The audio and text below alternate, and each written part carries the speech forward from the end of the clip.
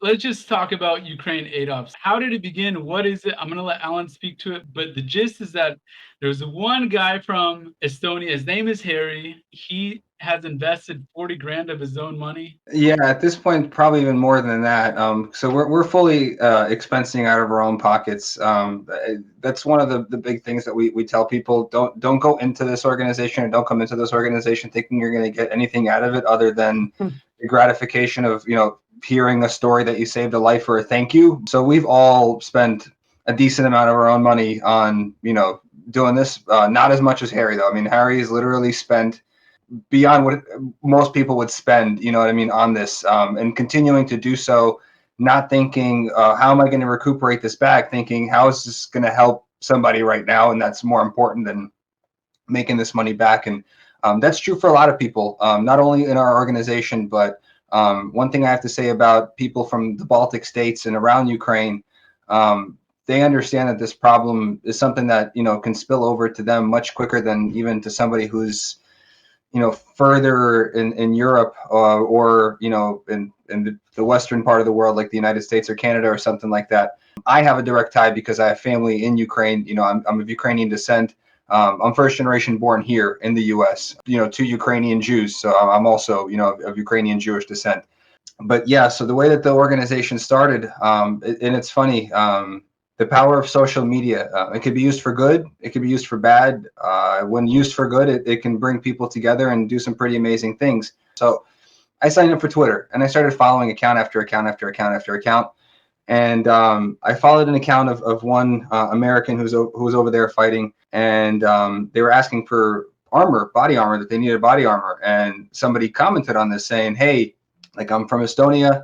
I got X amount of steel plates. I can't even remember what it was in the original haul at this point. I'd have to look, but I mean, like 10,000 steel plates, and I want to donate them." So I mean, I was a little skeptical, but having family there, I said, like, maybe we can figure something out. So my father-in-law, Yuri, who's also very involved with the organization, he said, "Look, I mean, we'll try and figure out how to get this guy into Ukraine." They worked together to get Harri across the border, which that was a whole nother journey, of him getting into Ukraine and getting to Ukraine and getting things across the border, and the process that was. This is very early on in the war, so there was not too much of a process. It was, and I can't say it was a free-for-all, because there was some kind of organization, but it was organized chaos at that point, and it took a little while to get everything through. But during that time, other people started following Harri, and the pictures that he was posting of this Estonian guy with a truck full of steel plates that he's bringing to save lives in Ukraine. Other people So like, he "Hey, I'll help you." was Harri when this war started. It's not like Harri had a infrastructure or anything like that, right? He was a lone man coming out of Estonia, and this war broke out. Obviously, there was some buildup to the war. It's not like it was completely sudden. Everybody knew something was in the air. A lot of people knew it was coming. Some people were in disbelief, thinking that, oh, there's no way that Russia would do something, even though they had been building up troops for months already. What was going on in Harry's head? Was it just like you said? Was it because there could be spillover? Was it because he had a Ukrainian girlfriend? What was the? You said he just loaded up a truck and drove to So Ukraine, basically. Is that what he I did? mean, a lot of people, especially in the Baltic states, having been a part of the former Soviet Union, understanding what the Russians are capable of in terms of forced genocide and stuff like that, because there were a lot of like Holodomor was to them in Ukraine.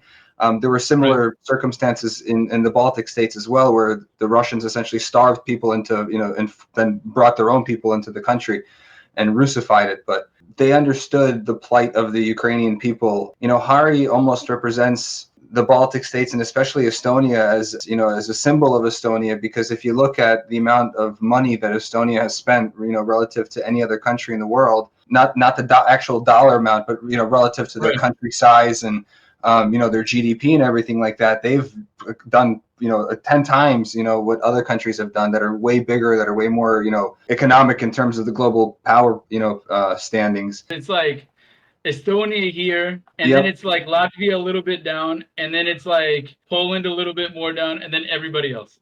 You can't really compare what the Baltic states have done on a per GDP per person level. It's Correct. crazy. When the war kicked off, Harry's like, well, how can I help? Now, it's not like he is just a random guy off the street that, said, oh, I'm going to go pick up fine steel plates. You know what I mean? He has somewhat of a military background, so he understands, what is needed to save lives, and what soldiers really require. And he just started reaching out to steel mills and saying, hey, do you have this kind of steel? Some said yes, some said no, some said we'll help you, some said we'll donate it, some said we'll sell it to you. Some people are price gouging. He didn't really care. He was just buying it all. If it was the type of steel that he needed and they had it, he was buying it. Now, at that point, because of this, he was making relationships with other people, you know what I mean? And then we started chatting, all together as a group, around the world. And that was pretty cool too, that, we had a method of communication that tied us all together. And we were kind of able to come up with a kind of a structure of how things are laid out and to help each other out. What kind of people are contacting you? What kind of messages are you getting? Oh, women from around the world. No, I'm kidding. No, it's just people from the organization. It's people from within the organization. I mean, it's 40 of us. You know what I mean? Plus, there are people that are not necessarily directly within the organization, but are helping us. Whether it's a vendor or whatever it may be, or a donor. So there's a lot of people you got to respond back to, a lot. I mean, whether the Twitter stuff is not my responsibility, but I'm in, for example, the group chat that handles the Twitter and social media chats, and they sometimes share the amount of chats that the Ukraine ADOPS channel gets. Harri's told me, I mean, what he gets is probably 20 times more than what the Ukraine ADOPS channel gets. So I mean, he has to deal with that too. You know what I mean? So if my phone's going off, I mean, I can only imagine what his phone's doing. I mean, he's literally carrying around power banks with him just so his phone doesn't die from the That's what I was going to say. Like, how does that phone still live? We live off of our phones. We've had to learn a lot about how operational security works and things we can and can't do, because security is key, not only for the people in Ukraine, but we want to keep the members of the organization safe as well. Because we have people in Ukraine, we have people abroad, you know what I mean? We have people literally on every continent. What kind of supplies are you getting to the Ukrainian soldiers? Which soldiers are you getting them to? Is it to like the Territorial Defense Force? Is it to foreign volunteers? Who are you getting into? And you mentioned something about steel plates, because I feel like steel plates is kind of the center of this, and at least that's how it started. So in terms of the main things that we're sourcing, so like we've a little bit divulged of things that we're getting, just because as we grow, we meet more people that can help us with various vendors and supplies that if we can get eyewear easily or hearing protection easily, we can't say no to it. But that's not our primary focus. The way that this started was specifically body armor. I mean, at the end of the day, hearing protection is very important. Eye protection is very important, but ringing in your ears and tinnitus, you're not going to die from it. It sucks to live with. But if we can source a body armor or a helmet, that's our primary focus. Helmets are a little bit more difficult. I mean, obviously they're more difficult to ship just from the shape and size of them, and just the amount of manufacturers that are making them, and there's a lot more that goes into that. So that's a harder thing to source. For the armor plates, there's two types of armor plates that we work with. So there are steel plates, and it's not just a regular steel plate. I mean, there's a coating process, and I mean they're curved to a certain way, they're cut a certain way.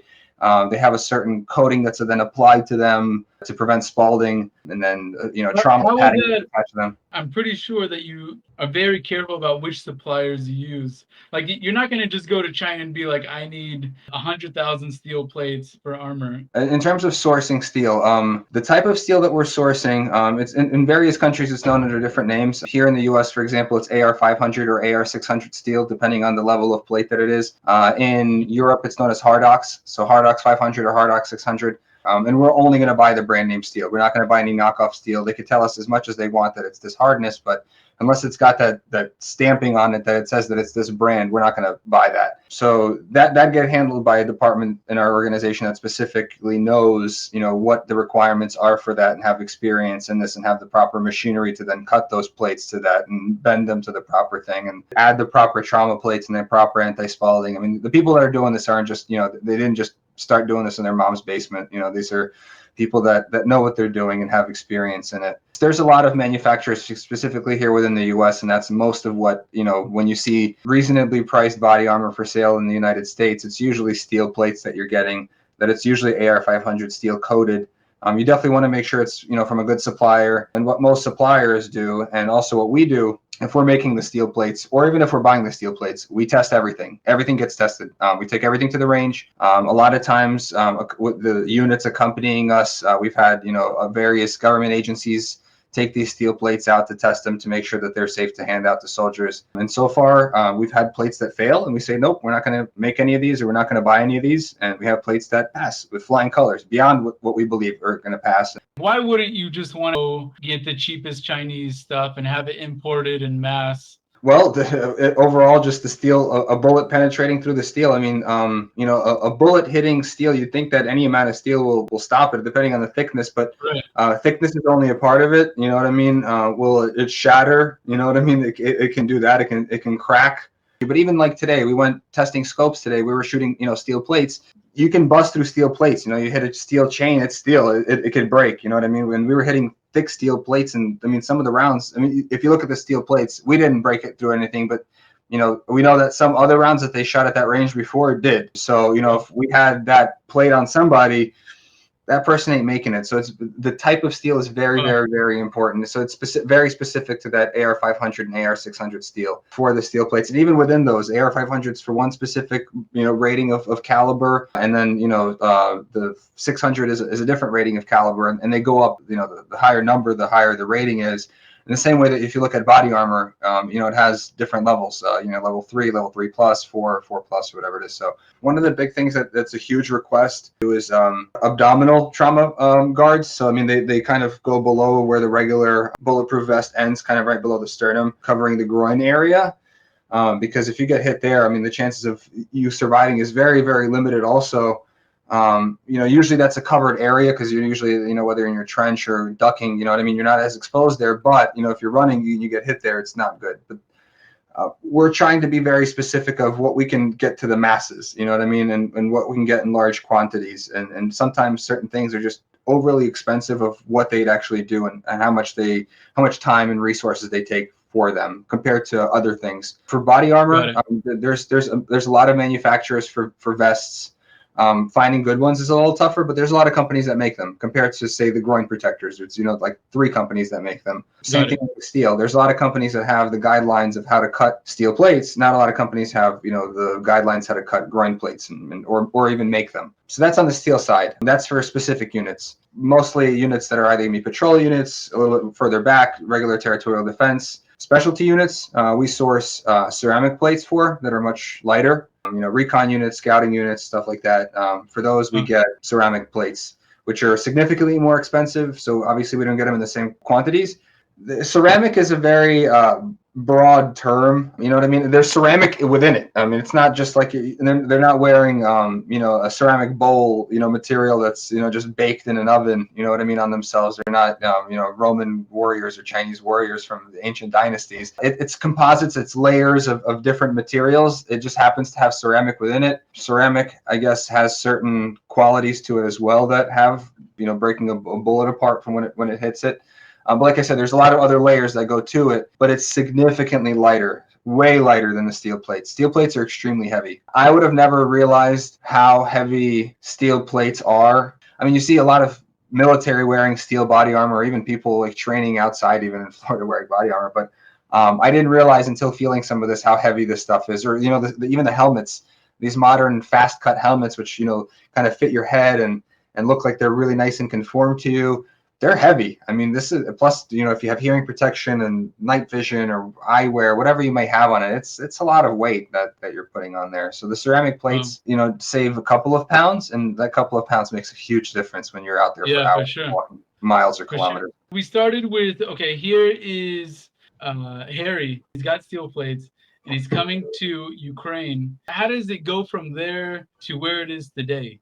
So the need for supplies, there's really a need for anything and everything. Whether it's in our operational budget to be able to purchase things, we have a certain priority list of what we need to get based on what it can do to save a life versus what it can just be to be a comfort item. Like, for example, our top priority right now is the helmet and body armor campaign. It's a super crazy high level number for what we're trying to get. Within that time period, we're obviously going to be purchasing with the amounts that we're getting. So we're going to be purchasing in sets, we're not waiting for the full amount amount to just start buying the armor and the helmets, but that's also our highest priority. On our link tree, you'll see all of our campaigns, and they're really in order of priority. Like, we do have just a main donation page where people can just donate funds to, and that's going to be for purchasing other equipment that we need to buy, not necessarily going towards the helmets and body armor. Like, we just had our previous campaign was for the radios and stuff like that. That was our main campaign.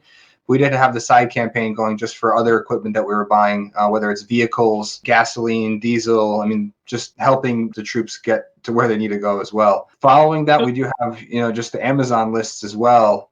The Amazon lists, a lot of it's life-saving equipment, and some of the things are just comfort items. I mean, just even like body wash cloths. When you're out there for a week or two and you can't take a shower, sometimes something as simple as that makes a huge difference.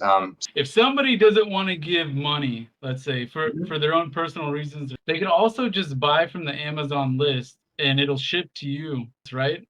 So there's two Amazon lists. So we have one for Germany and we have one for the United States. So we have several warehouse network hubs set up around the world. One being here in Florida, one being in Germany. Getting stuff from the US to Germany obviously takes a bit of time and a bit of money in terms of shipping. Luckily, we do have a company that's working with us, giving us extremely good shipping rates. So thank you to them for working with us. But you can get stuff sometimes a little bit cheaper or a lot cheaper in the US than you can abroad. And there's a larger selection of things available here. But we also have the wish list for Germany, which is really quicker. And a lot of the more comfort items people can buy there. The nice thing about that is we really like to take pictures as long as it's within operational security and we can do so. We constantly post and update people of where their donations are going. So, I mean, if you follow our Twitter or Harri's Twitter, you'll very easily be able to sometimes pick out like, oh, that's the book bag that I bought, you know what I mean? Or that's the water purifier that I bought, or that's the rangefinder, or that's the drone, or whatever it may be. And you know what I mean? So you could follow it to the end. So if you're not comfortable with donating money, yeah, you could donate an actual item and you can see it get to the end result. And a lot of times it's easier. I mean, you don't have to put in credit card information or money information or anything like that. I mean, most people already have an Amazon account, so it's just click, click, boom. One point I will make, when you are shopping on the Amazon wish lists, when you are done shopping on the Amazon wish lists, make sure you switch the address back to your own address, because we've gotten a few like random items that people forgot to switch the address back to their address, and like we got their kids soccer cleats or something like that. You know what I mean? So yeah, switch it back to your address. Because this is a big, complicated operation. You're talking about a country of like 40 plus million. Obviously, 8 million have left. You have an army that went from 200,000 not that long ago, and now with all the volunteers and the conscriptions, is now 700,000. That's the number that Zelensky threw out there.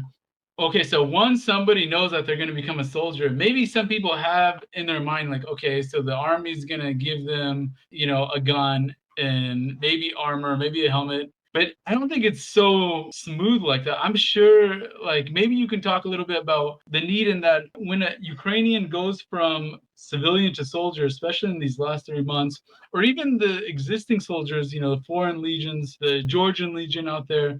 I know there's a picture on Harri's Twitter about how he just delivered a bunch of armor to the Georgian Legion. How do you guys pick who gets what? How does that work? So, to start off with, how things get handed out within Ukraine. So certain things, there's a lot of. Certain things, there's not very many of. Certain things go bad, certain things don't go bad. Certain things you stockpile, certain things you don't. So one of the things stockpiled since the time of the Soviet Union was, copious amounts of AK-47s. A decent amount of ammo for them. The problem is accessories. So the Soviet soldier of yesteryear carried, just an AK on a sling and a little sling pouch that had 2 extra magazines in it, and that was really it. That was the kit loadout for a Soviet soldier. The problem is in modern combat, that doesn't really work. You need a modern setup, and if you look at most modern armies, these soldiers have, multiple magazines usually up at the front of their chest in the chest rig or directly on their body armor or somewhere on them. You know what I mean? They're ready to go. That's where the biggest slack is. So, and also going to the structure of how things work, Ukraine obviously has a structure of military. You have your higher up units at the top and your, government agencies and stuff like that, and it trickles down towards the bottom. unfortunately, there's a lot of territorial defense, not unfortunately about the defense side, but unfortunately, there's not enough to go around to give them the actual full-blown military equipment. So they can supply all the soldiers, you know what I mean? They accounted for that over the course of their military history. They've counted, okay, we have this many soldiers in our army. Yeah, we have to have a little bit of extra in stockpile in case something happens. But they didn't think that they're going to have to get this many people involved in it. So it's this extra gear, you know what I mean? So to give that man a helmet and body armor, that's where it gets tougher once it gets to the lower levels, especially when there's multiple fronts. So at the beginning of the war, there was a lot of fronts all throughout the country. Now it's a little bit more centralized in certain areas, but there's a lot more people fighting in those centralized areas. And as more people get pulled into this, they go to training. From what everybody that I've spoken to, they're not just giving people a gun and say, hey, you go fight. You know what I mean? They are sending people to training, basic training, some, how to take apart a gun, how to shoot, how to deal with this, how to deal with that, how to treat a basic wound. They do give people a run through course of what to expect and what's going to be happening over there. And they don't send everybody out. It's some people that are trained are still kind of as a reserve force. You know what I mean? They're not at the point where they have to get everybody. In terms of who gets the stuff, we do have a sign up where the units can send us requests. Then it gets vetted through a kind of people on the ground that deal with, okay, where's the fighting actually going on? How much of this do they need? And how much of it do we have? And then they work on the distribution. And sometimes it might not be everything. We might not be able to give everybody everything. Sometimes we have to divvy things up. But that's what we try to do. We try to be fair. That's the biggest thing about it too. You can't give everything to everybody, and it's really, really tough because the amount of requests we get is more than what we can supply. So we try to do our best, you know what I mean? But even if we can give them a portion of what they need, it's better than, them not having it at all. And we'll work on trying to get it all. But that's why we need people to continue to help us to be able to get the supplies. You know what I mean? If it's not for people that are supporters, we can work as hard as we can as, 40 or so volunteers, but we can't really help in terms of ourselves fiscally. We can support a single soldier. If I knew somebody personally there who was fighting, I could go buy them body armor or stuff like that. But how much of an impact is that going to make compared to 40 of us working on crowdsourcing and donations and working with suppliers and vendors? We can help tens of thousands, if not hundreds of thousands of people. That's a much bigger impact than a single person. Ukraine ADOPS is end-to-end organization. You guys aren't like giving the equipment to somebody, for them to distribute it.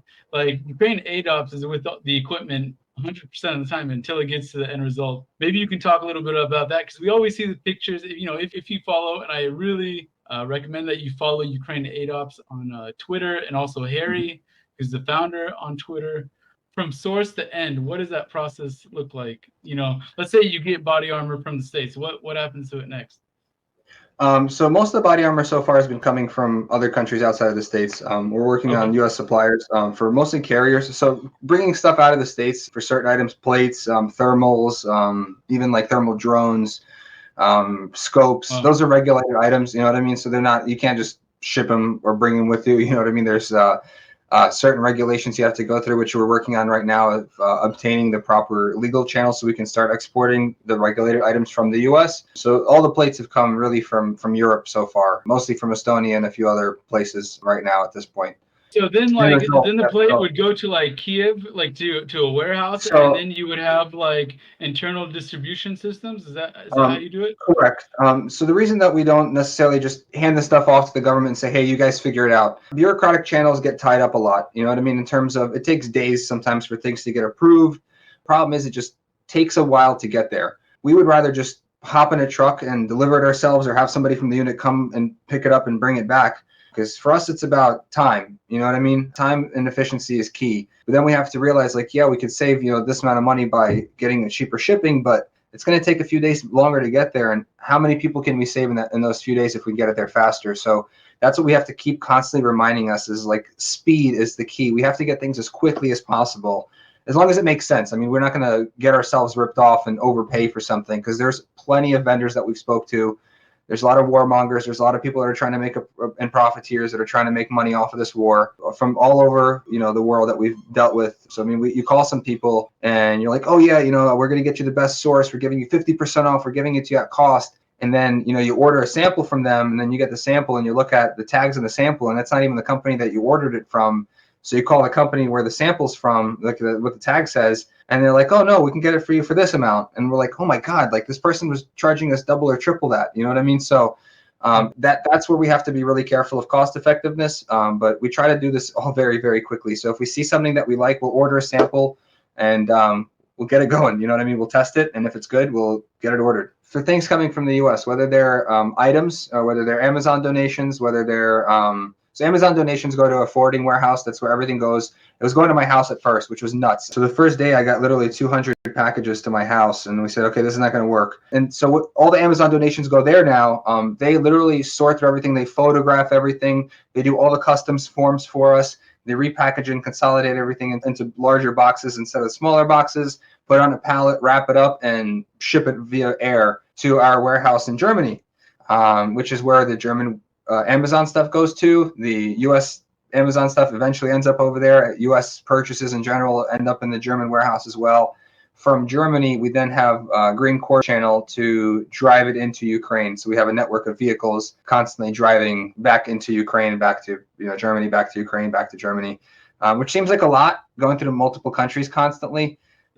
Which it is when you live in that part of the world. But then when I looked at it, that's like the distance for me driving from Florida to like New York, you know what I mean, which I've done plenty of times, you know what I mean? So it's a doable trip. And then we also have a warehouse in Estonia where we have other stuff coming from, and also they have to do the truck down. We had vehicles coming down from there. So really the points come from US to Germany to Ukraine, or Estonia to Ukraine.